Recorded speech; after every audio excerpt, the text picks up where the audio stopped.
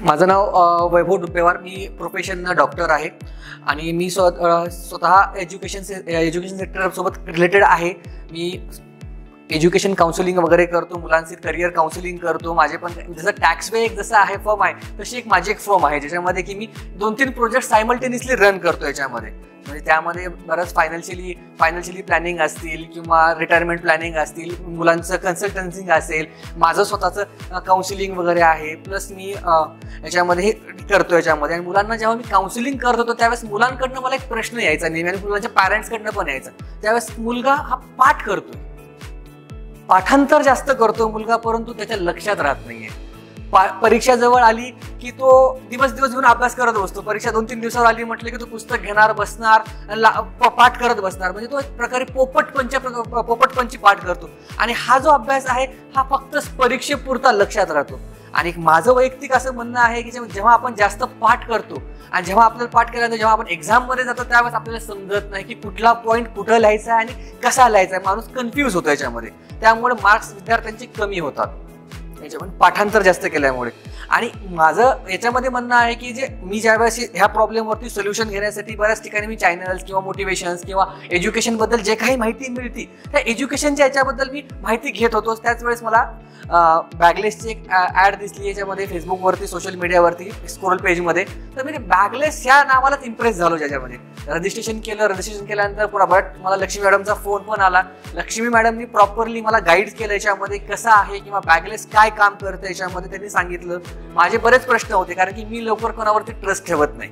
कारण की मार्केटमध्ये मी काम करतो, लवकर मला ट्रस्ट इश्यू आहे त्यामुळे लवकर ठेवत नाही मी ट्रस्ट इश्यू हे काय आहे किंवा कशा पद्धतीनं आहे याच्यामध्ये प्रॉपरली. तर मग ज्यावेळेस त्यांनी माझे काही प्रश्न वगैरे सगळे सॉल्व्ह केले, सॉल्व्ह केले, सर्व गोष्टी केल्या. त्याने सांगितलं की नरेंद्र सरांचा जो सेमिनार आहे तो मी अटेंड केला प्रॉपरली. नरेंद्र सरांच्या सेमिनारमध्ये ज्या गोष्टी मला शिकायला मिळाल्या त्या एक वेगळ्या होत्या, एक वेगळा एक्सपिरियन्स होता माझा त्याच्यामध्ये की काय आहे किंवा काय नाही आहे. की नरेंद्र सरांनी जो नंबर डेमो वगैरे प्रॉपरली सांगितला त्याच्यामध्ये तो कशा पद्धतीने करून घेतला तो त्यांच्याजवळचा असेल तर मग म्हटलं असं काहीतरी ट्रिक आहे किंवा काहीतरी जादू आहे असं वाटलं असतं मला. परंतु ज्यावेळेस आम्ही ऑडियन्स जे होतो तिथे एक 50-60 लोक जेव्हा होतो त्या लोकांमधनं त्यांनी नंबर्स काउंट घेतले, जे नंबर सिरियल नंबर वगैरे त्यांनी त्यातून घेतले आणि तेव्हा त्यांनी करून दाखवल्यानंतर ज्यांनी त्यावेळेस ते करून घेतल्यानंतर त्यामध्ये असं वाटलं की एक निमोनिक सायन्स आहे, हे काहीतरी एक ट्रिक आहे, वेगळ्या पद्धतीचं एक इन्फॉर्मेशन आहे, एक नॉलेज आहे याच्यामध्ये.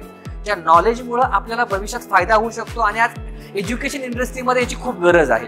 मुलांना पाठांतर न करता मुलांना ह्या सगळ्या गोष्टी आत्मसात करता आल्या पाहिजे, लॉंग टर्म मेमरीमध्ये त्यांच्या सेव्ह झाल्या पाहिजे याच्यामध्ये.